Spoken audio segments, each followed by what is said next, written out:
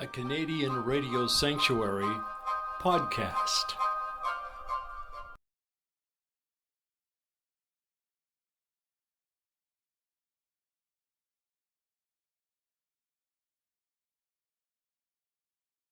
I always wanted to come to Canada. When I grew up with nothing, when I was about 7 or 8 years old, I watched an old western called River of No Return with Marilyn Monroe and Robert Mitchum back then. And when I've seen the rivers and the mountains, and I decided this is where I want to live when I'm big. And growing up very poor, I had a dream going on all my life. And when I was in my 20s, my best friend died in a car accident. And on his gravestone, it says, "Don't dream your life, live your dream." That's when I decided the next day to quit my management job, and I came to Canada. I came here for 6 months to figure everything out. How old were you then, Frank? I was 29. Mm-hmm.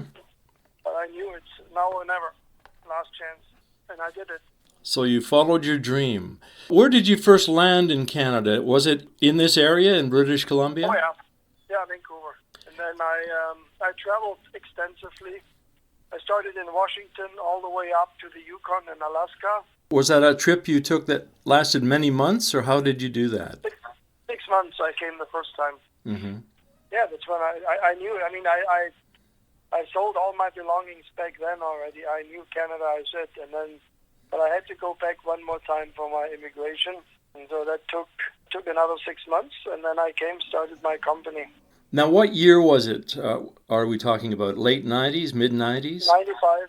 95. Mm-hmm. Yeah. And then I started the fishing company right away when I came here. Met my wife, and the rest is history. We started it with nothing. My first truck was an old Fifth Avenue from Chrysler. Do you remember those? Yes. So I bolted a T-bar onto the metal bumper. That was my trailer hitch. And then I had a $3,700 boat, an old beater with an outdoor prop.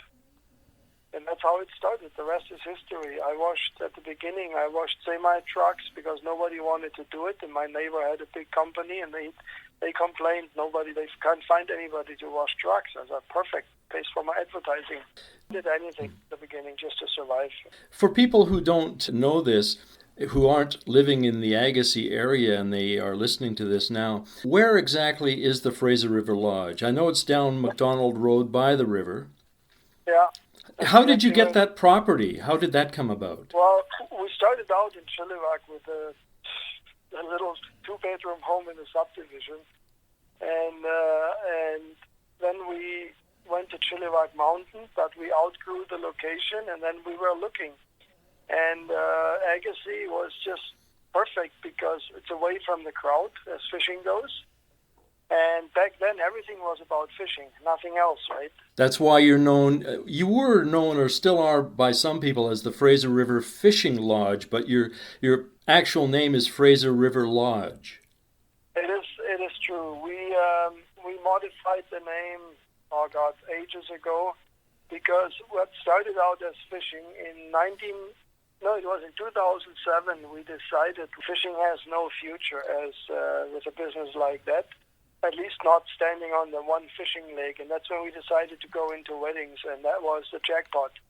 I had a staff meeting September 2007, and we started weddings in 2008. We had 4 that year. We had 21 the next year.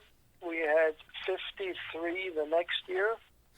And then we went up to 74, and now it's always consistent and well into the hundreds.